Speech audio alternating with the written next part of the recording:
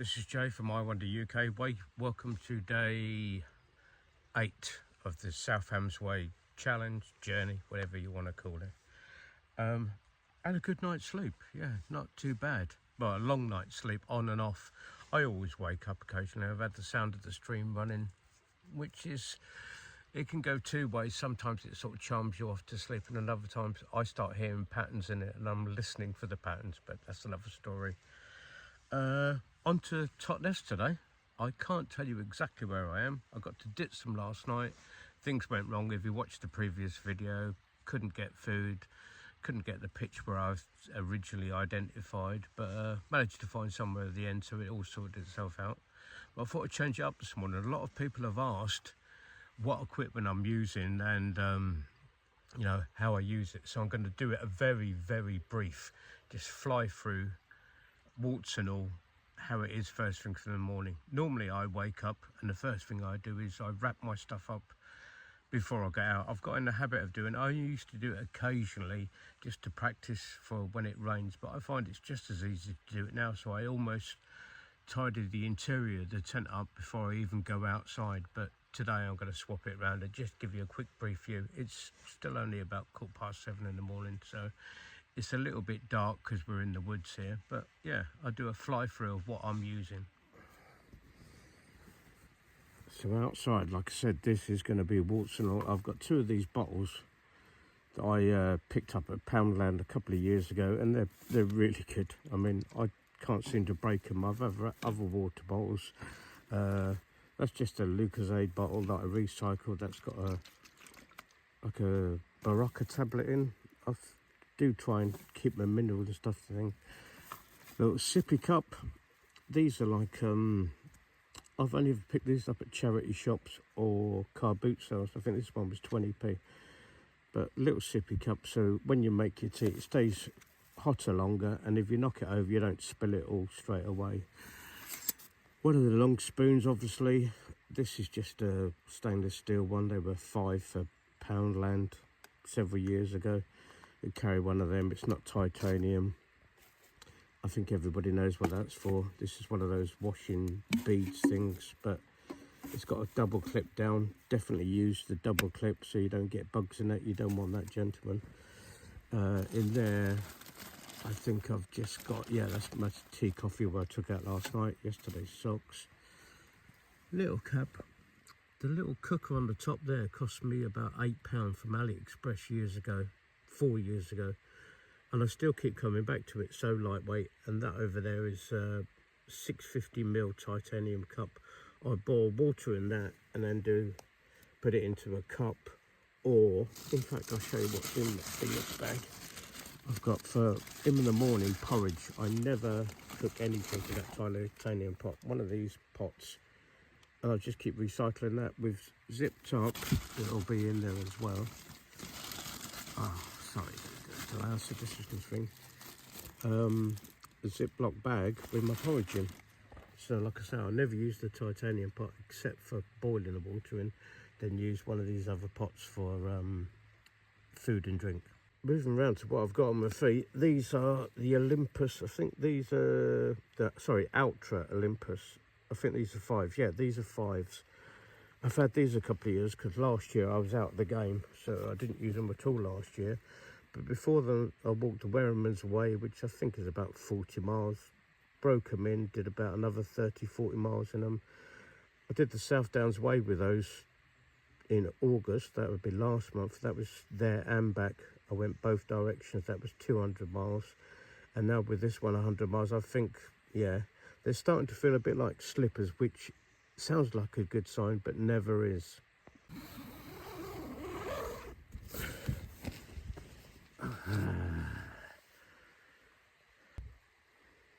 There's the old faithful, well, the new faithful. This is the Lancham 1 2026 version, which has got a couple of improvements on. I used the Lancham 1 before. I used it for 48 days while camping on the southwest coast path. Totnes Way, another 10 days I think, and various others over the years. I've done about 80 or 90 days in it, and I bought this. I've had it just over a month, 6 weeks, something like that. Got it at the beginning of August, and I've took this on the South Downs Way as well. Had it 14 nights wild camping, and I've just done 7 in it now as well on the South Hams Way. And yeah, it's proved itself. It's so flexible. I love these things. A lot of people do, some don't. I'm only 5'6", so I think it probably helps because there's a little bit more space inside of it. It's been extended, I think they're 220 millimeters long now, so, or is that centimeters? Yeah, just over 2 meters long, and it does feel longer inside. But yeah, great tent. Got a little bit of condensation this morning, which should be expected for the location next thing. And into the boudoir, I basically use this is my rucksack. This is Exos 48 Osprey, which is a lot of money, but they are really worth it. Just little knickknacks. I've got my medication in the bag. I think I've got a food bag and some other clothing in there. Water poncho, my wind cheaters, and that cloth thing in there. But I've been using this I used this on the South Downs Way. I used it with my daughter in June, and I thought, oh yeah, I better not use that anymore. But I forgot how bloody good it is. It's the Flame Creed. I got this from AliExpress about 4 years ago, and I think we got down to 6 one night out while I've been out here, and it's plenty warm enough. But I always use it with this silk sleeping bag liner, which I picked up at Leeds Festival years ago, and that's brilliant. But I use that with every sleeping bag or quilt I've used, so I don't get a stink sack. And this Thermarest Neo Air X Lite, which is short. I'll be honest with you, some nights I can get really comfortable on it, and then other nights I can't seem to get it right, and you feel like your legs are pushing over the end, and it just starts to make your knees ache a little bit. But that might be me and my knackered knees and age and stuff like that. I think I've showed you before, but I've got 2 of these in the Ziploc bag. That's a wetsuit sleeve that I sewed up, and inside that's my Anchor batteries for charging my phone, and I've got 2 of those, the 200mm one. I think I've said before as well, I've started recently using plastic bags just to keep everything warm when I heat, and different colours so I know what they are. The only extras for that's my sleeping bag liner, and the Thermarest case is this 3FUL gear. I always bring this with me. It's like a bivvy bag, but you wouldn't use it outside. But in an emergency, not an emergency, when it gets tough, I've used that when the temperature's really dropped on the inside of the tent, and put it over the top of your sleeping bag just to keep that extra warmth in. And then over here, the old faithful bum bag. I've had this 5 years, and as you can see, it's worn and torn, but I keep bits of everything in there. Crib notes, selfie stick, got a pen knife. I'm not going to go through it all. Essentials, medication. I have my ibuprofen in there. Crib notes for the where I'm going. Little details where I can pick water and stuff up like that. But little essentials, I just like them to hand. Oh, a bit of cash in case you need it. There's a few things in the rucksack I haven't put out. I've got an Alp kit. Is that Quark? Yeah, that's the Quark head torch that I use. That's a brilliant torch. The battery seems to last forever. I almost forget to charge it. I'm not even going to bother opening up the stuff in there. That's in the bottom of the rucksack. There's spare clothes. I didn't have many. Some socks, shorts, which came in really handy because I got them soaking when I went across the because my short legs, the water came right up to underneath my I got my shorts wet, and I had a paddle, so spare pair of shorts was ideal. Socks. What else did I have in there? Another shirt, short sleeve shirt, and I had icebreaker merino top long, which I actually wore one night because it got a little bit chilly. Oh, and an insulated jacket, but I didn't bring a down one. I don't like to bring a down ones on a long trip. If I go out for one night, yeah, that I do, but I've got an insulated jacket that's not down. It's the, I can't remember what you call it, like artificial material. And again, I've had that for 4 years, 25 quid for a Decathlon. That thing's brilliant. One other thing I had in there when I left, I think I had 3 or 4 bags of dry food. I took a variety this time of trying them, and to be honest with you, the most expensive was the worst tasting. But you just have to try and see what you like, and I complimented that. I think you saw before with a bit of corned beef, some tracker bars, my mixed up porridge, and some jerky, and that's about it. Looks like the sun's coming up now, so I'm going to make a cup of tea and some porridge. Try and dry this tent out a little bit. It's not soaking wet, but it just needs a bit of a wipe down because I'm going to be home this afternoon. Fingers crossed that I managed to finish and I'll be able to dry it out then. So I'm going to just give it a quick wipe down.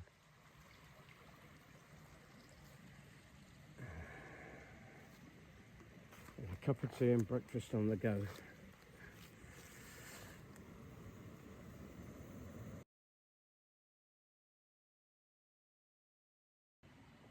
Sun's breaking through there lovely now. Looks like it's going to be another lovely day.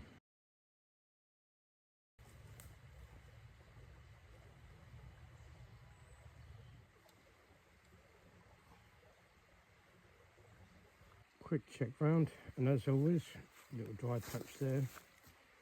Leave no trace. I've lost signal again. I'm not sure if it's my phone. I couldn't tell you exactly where I am, but coming down this wooded bit with it road like that.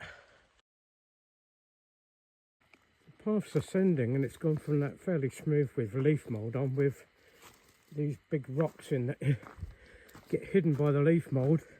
You tread and they rock over, and so does your ankle. I really think I pushed my luck with these trekking shoes. Bless them. Like I said earlier on, I've done 200 miles a couple of weeks ago, and the back of the heel's given up now.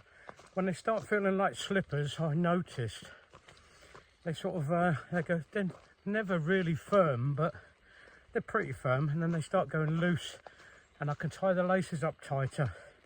That's the first indication, I think. Then the inner sole's starting to get squashed. Now the heels are gone on these. I can feel it biting into the back of my left heel. I noticed when I took my shoes and socks off last night, had a little bit of blood on the back, but it's nothing, you know, seriously. It's just rubbed a bit of the back of the heel off, but my fault for pushing my luck and trying to get my money's worth out of them. Just looking at this overhanging branch, I noticed last night on OS maps, before I lost signal, on the path ahead there was a warning sign with a branch overhanging but still passable. So I'm guessing that's it. So quite reassuring to know I'm still on the correct path. The nature of these paths as well, sometimes, like, it hasn't rained for a couple of days, and we've got water running down here. It's not too bad. You can get up onto the side bit and it's a bit muddy. Or it could have been this one, an overhanging branch. That bit of muddy track I was just talking about then, I noticed, I looked on OS maps yesterday and I saw that as well, with a bit of a smile on my face. In fact, it's got muddy track. Hardly a warning sign. This bit of track is ascending, and it's got those like 1-2 inch type chipping things that squared off, so they rattle and roll. It's not a complaint, just a condition update. Oh, look at that sun breaking through behind me.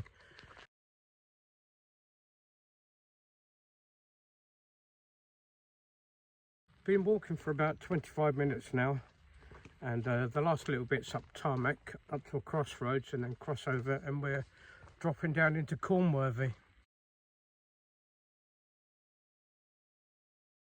As you drop down past the church and you come to Cornworthy Village Hall, looking for signs, there's not really anything there. Got a car parked here this morning. It looks like someone's farmyard. I just dropped down to there and then thought, no, I'll double check back. And here's the sign here.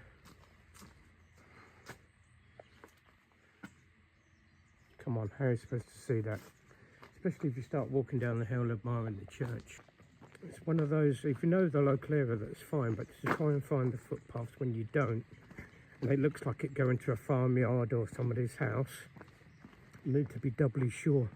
There's another one on the tree there. You need to walk past the house there and a variety of farm buildings until you get out onto the bridleway, which I'll show you now, the outlook.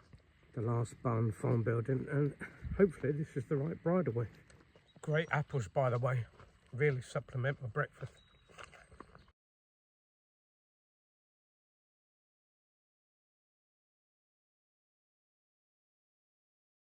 After walking down the track with high hedges on both sides, and I do mean high hedges, like 6, 7, 8 feet tall. It breaks out into this view, and with that sun out there, it's fantastic. I bet that's going to make a difference. It's not cold this morning, I've still got my shorts on, but it looked beautiful, didn't it?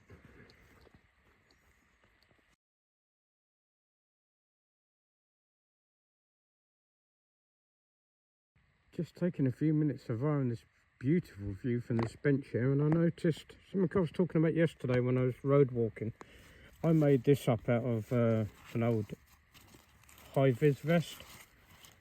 It's quite long, I'm not going to pull it all out, and it's just attached to my rucksack on a piece of string. And that's really reflective night, and I left a little bit of the yellow, and it hangs down to catch the light for cars. So if you're doing a bit of road work, bit of safety. This is the perfect spot to take a break. Just listen.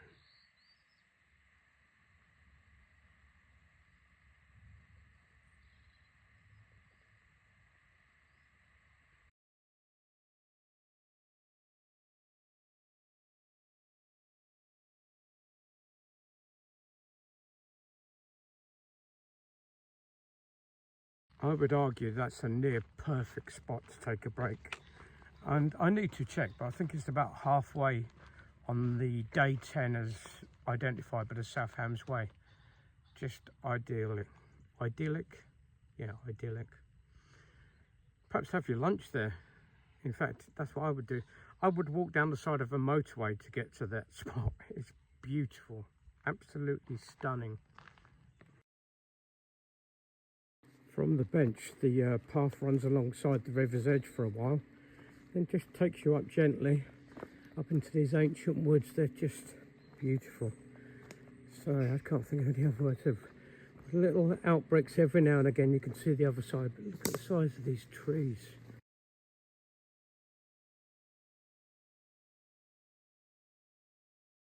Walking in and out of these trees and then popping back out into the fields again, you get the natural sense of how cooling it is underneath the trees. You can really notice the difference. What a beautiful morning.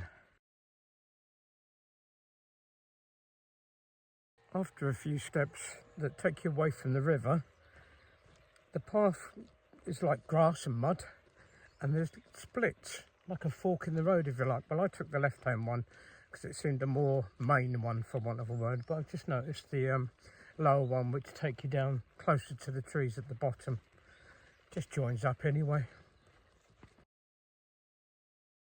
Apparently, and I'm reading straight off the notice board if I'm really honest, it's called Wood, and it was owned by the Totnes family, so thank you for allowing us access to that. It's a wonderful place.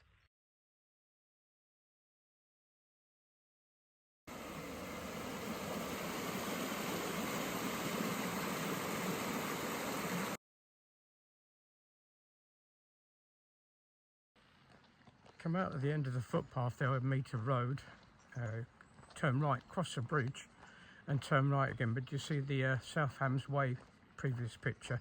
I did pull the ivy off, but yeah, the ivy's covering it already, so you couldn't see which direction.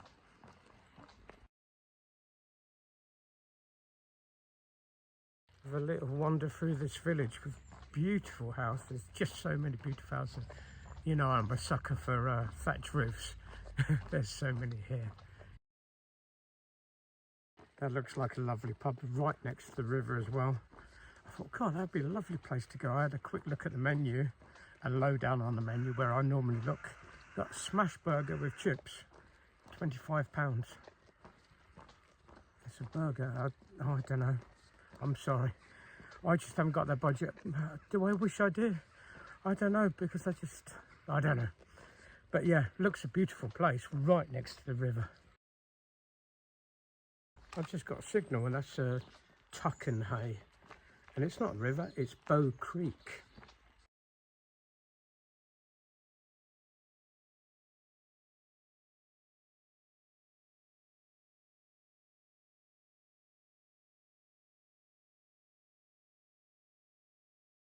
Taking a sit down and having five on this beautiful little bench with someone's put a lovely pot of flowers next to. some way up this hill. I'm on tarmac now. Just come through past those two lovely pubs. It's really quiet, and I was reflecting, and the only sounds I've heard this morning is rippling water, crows, pigeons. Oh, I saw a squirrel. Hadn't seen any people until I actually got to that pub. So, oh, sorry, that's a fib. One person in the tractor. Now, this road is not busy, but I've seen a couple of cars now, and it's just sort of brought me back to reality. I've got a short way to Totnes and just wanted a quick review. If you were starting this stage for Dartmoor, as you come out, it's quite a trawl up and down those hills. Coming through the Woodland, which I did yesterday, obviously, but you'll be doing first thing, is beautiful. Those trees is wonderful little walk, and then coming up the fields, there's more hills and over some arable land. But then that drop down to Wood, definitely worth it. Make sure you have your lunch break there, I would suggest, respectfully, because that's the perfect place. I've decided that people have asked me for, and I've said it on my last video on the South Downs Way, you know, what was my favourite bit. And I think I'm going to make a separate video reflecting on my favourite bits, my highlights, if you like, and my concerns for the walk. Walking at Dartmoor and losing the signal, etc. I don't want to be negative here, but yeah, I've done it's an 8-day walk. They've done it in 10 sections. That may be what you need to do in sections. It's your journey, do it how you like. But yeah, is it worth doing? Oh, for sure, definite. It's lovely to be out again.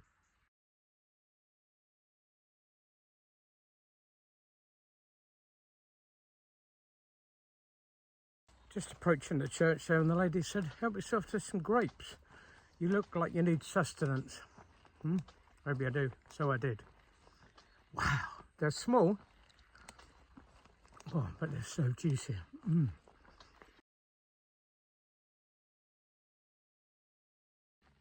As you walk up a bit more road from the church, come to a little bit of a car park on the right hand side, and a massive big sign with weddings. It said take the path to the right, which I have, which is a little path like this. Very pleasant, and them grapes were gorgeous. Shapley estate, I want to say. I'll put it up here. You know me and names, I'm terrible.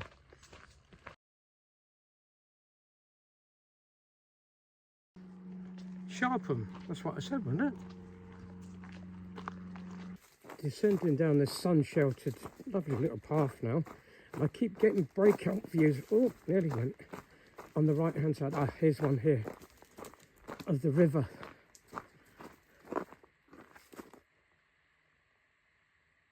Which is lovely. And we'll be heading down that way. Just checked out the blackberries, but they can't even see me. There you go. But they're tiny. Not even worth picking. They're so small, and there don't seem to be very much about them at all. I've changed my mind, haven't I? Gone right healthy. I've had apples and grapes. Now we're looking for blackberries. Where's the sausage and bacon roll gone?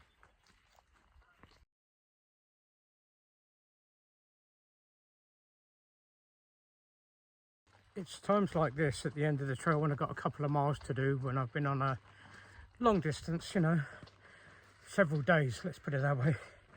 I start to reflect and start thinking about the journey and, you know, the ups and the downs, but I can't. This is, the last little bit is so beautiful to be looking at. I'm looking out over this as I'm walking up this gradually gradiated hill on a lovely smooth tarmac path. And again, it's just beautiful to be out, and then I realise it's the end of September as well, and how lucky am I, because the weather forecast was for rain, 30-40 mile an hour winds, and it just didn't work out that way. It rained one night. What a lucky bloke I am. I think I don't want to review the walk, to be honest with you. I had some fantastic pictures at the end of the day. Sorry, I nearly missed a sign then. Yeah, nearly did.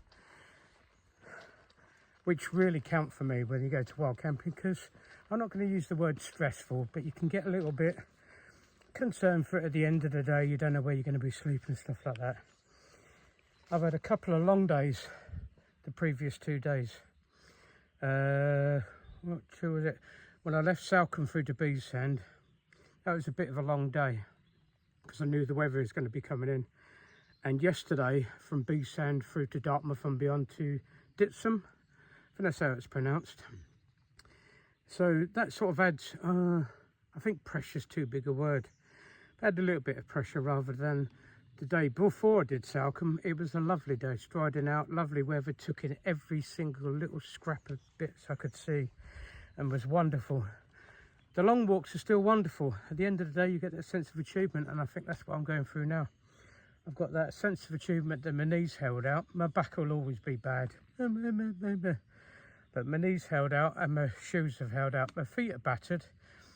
I'll show you pictures of that later, perhaps. I'll put a warning on before I put them up. But you get that sense of achievement, and yeah, why not? It's like a reward for the effort you put in, and I do believe that in life. The more you put in, the reward is always greater. And then also I'm reflecting on, I need to be careful here because it's starting going downhill and I can see it's very wet. I'm going to stop doing that. A sense of sadness that it's over. Out here I can hear a plane now. That's typical. I can just hear crows crowing and nothing else. There's one now. Flies going past and nothing else, and it's so relaxing, and knowing that in a very short time I'll be back to urban life. But that's the way it goes. If you don't, you've got to start and they've got to finish, otherwise you won't start another one, will you? But yeah, I don't want to ramble too much. I just want to put on pause for reflection. I said before, I think what I'll do is do the highlights, but a review of the whole walk together with my concerns for the walk as well. But yeah, I'm going to enjoy this last little bit and suck up some sunshine as I head the last couple of miles into Totnes.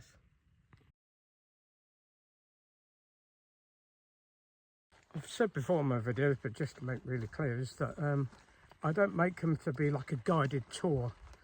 I include some what I think is just brilliant essentials, high points, highlights for me or for others. And then sometimes I leave a little bit out, like yesterday was an example with Dartmoor Castle. I started to stutter there, I apologise. But the idea is to give you a flavour of the journey and give you enough information that will encourage you to plan it and go and do it yourself. I guess that sounds pretentious when I say it out loud, but that's my overall aim. I started doing them just for the sake of my daughters, that maybe they watch them one day, and a bit of a diary for me. But I realised that when I was trying to research, it'd be really helpful with some of the information that somebody else has already been. So yeah, that's the aim of them, and hopefully you got some enjoyment out of them, and even better, hopefully you go out and do it yourself, and hopefully your journey, you have great weather like me. Even if you don't, the journey's always worth it. But let's be honest, we live in England. Sometimes the weather can turn and be atrocious.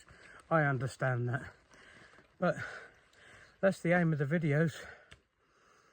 I really hope you get out there. This one's well worth it. There's so many highlights. I just caught a glimpse of some houses and I just went, hey, I'm nearly there. And then I went, oh no, I'm nearly there. Yeah, just to reflect. Before I get into urban environment, well, the battery's getting low, but I will try and keep some more pictures and videos up for the last little bit.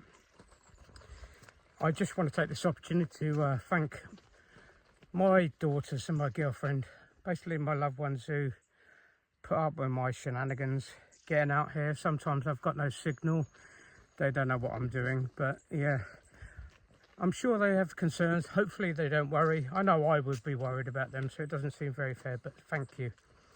Thank you for watching. I really appreciate it.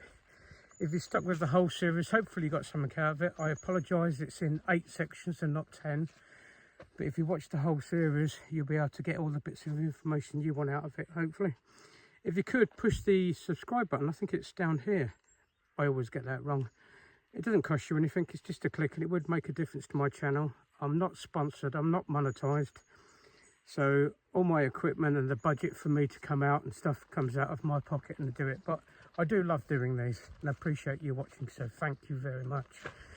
Put a like or a comment. Comments would be brilliant, because I get stuff wrong or I miss stuff I can't identify. I'd love it when people can actually answer me back and tell me what I've been looking at. I'd love to look at birds, for example, but then not great at identifying them. If you do that, really appreciate it. I've got a little bit further to walk and I'm going to stop talking yibby yabbering. I'm getting close now, just in the top of the church, and I'm just passing a big ship boat yard.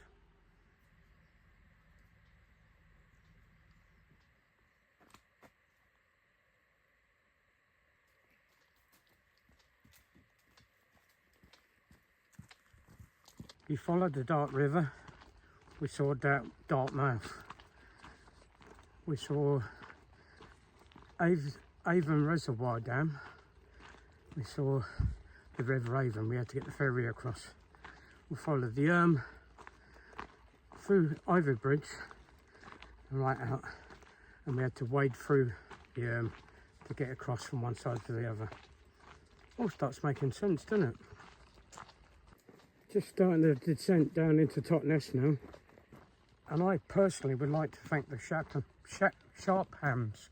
God, he's forgotten again, isn't it? Because that's a fantastic end to the walk with the views of the river coming down those meadows. Thank you. What's the damage, Jay?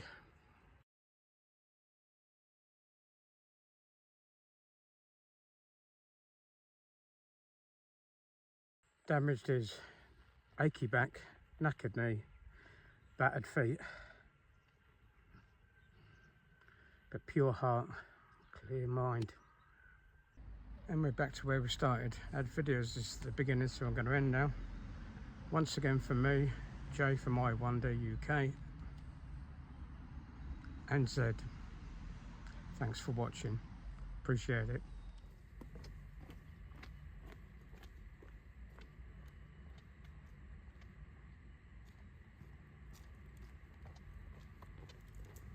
I'm out of here.